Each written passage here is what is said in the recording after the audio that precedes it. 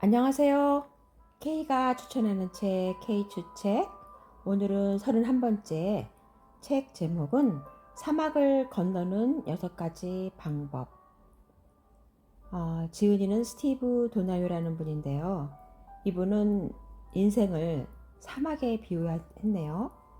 힘들고 고독한 인생의 사막을 건너는 당신을 위한 책인데, 눈앞에서 길을 인도하던 산 봉우리가 한없이 펼쳐진 외로운 모래사막으로 변할 때 우리는 사하라 혹은 인생이라 불리는 사막을 건너는 법을 배우게 된다. 인생은 분명한 목표가 보이는 산보다 어디로 가야 할지 막막한 사막을 더 닮았다. 우리가 가는 길은 미리 그려놓은 지도에 없었다. 아이들을 키우면서 어떤 일을 겪게 될지, 중년이 되면 어떤 일들이 기다리고 있을지 미리 알 수 있을까? 지금 하고 있는 일이 내게 맞지 않는다면, 그것을 깨닫는다면, 갑자기 암 진단을 받는다면, 결혼 생활이 파탄난다면, 어떤 지침과 가이드를 따라 헤쳐나가야 할까? 그러나 지도가 없다고 해서 여행을 포기할 수는 없다. 사막을 슬기롭게 건너는 6가지 방법을 보면 끊임없이 모양이 변하는 모래사막에서는 지도가 아니라 내면의 나침판을 따라가라. 오아시스를 만날 때마다 쉬어가라. 더 많이 쉴수록 더 멀리 갈 수 있다. 정체 상태에 빠지면 자신만만한 자아에서 공기를 조금 빼어내야 다시 움직일 수 있다. 사막을 건너는 것은 고독과 외로움, 다른 사람과 함께하는 것 사이에서 춤을 추는 것이다. 안전하고 따뜻한 캠프파이어에서 나와 깜깜한 사막의 어둠 속으로 나아가라. 열정을 가로막는 두려움과 불안감의 국경에서 멈추지 마라.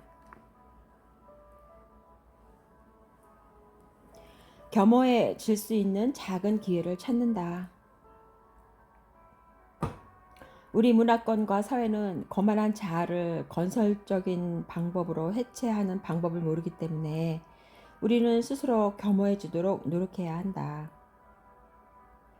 겸허해지기 위해서는 엄청난 사건을 기다리기보다는 사소한 기회를 활용하는 것이 좋다.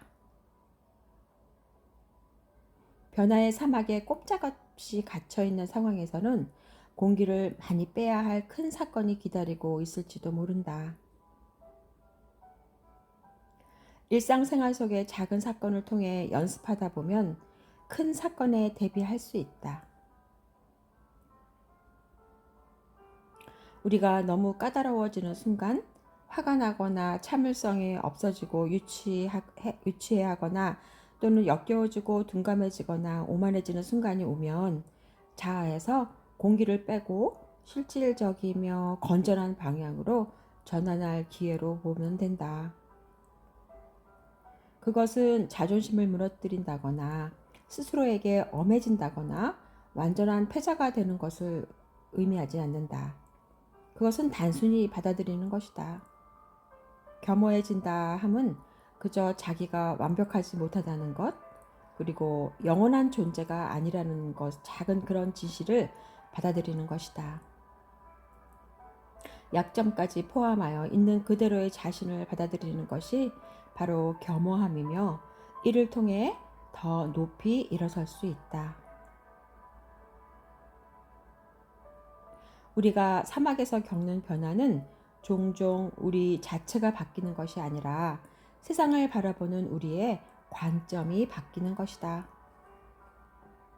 현재 상황에 대해서 냉혹하리는 만큼 정직해야 한다.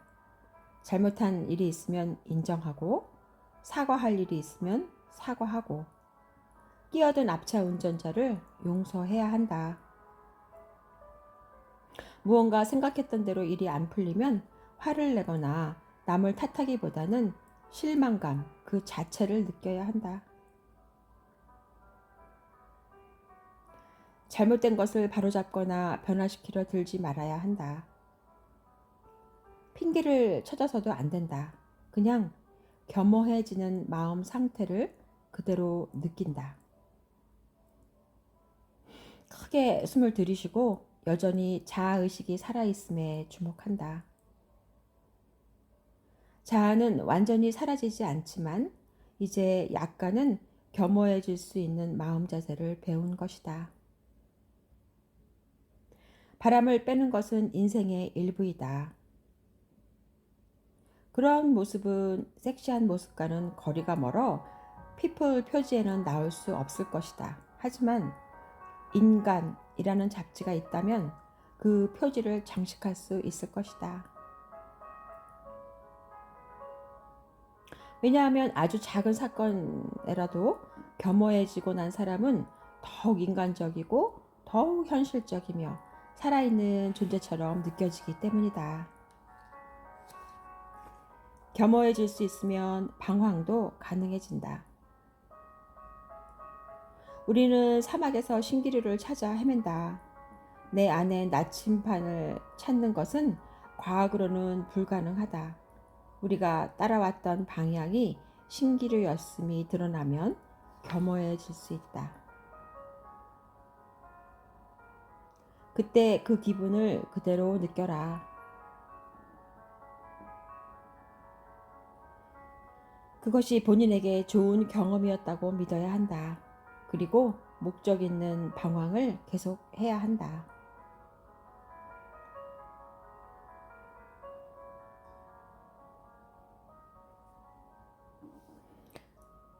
오만한 자아 때문에 춤추기를 두려워하는 사람이 얼마나 많은가. 누구도 어리숙해 보이는 것을 좋아하지 않는다. 그림 수업, 시쓰기, 외국어 배우기 등등 자아에서 공기를 조금만 빼면 즐길 수 있는 수많은 오아시스가 있다. 오아시스가 가까이 있을 때도 좋은 모양새를 유지하는데 몰두하다가 또는 잘해야 한다는 생각에 집착하다가 사막에 갇혀버리고 만다. 자기가 망가지는 모습을 두려워하다가는 새로운 오아시스를 즐기는 경험을 영영 하지 못하게 될지도 모른다. 이렇게 조금씩 바람을 빼다 보면 크게 바람을 빼야 하는 상황에도 대비하게 된다.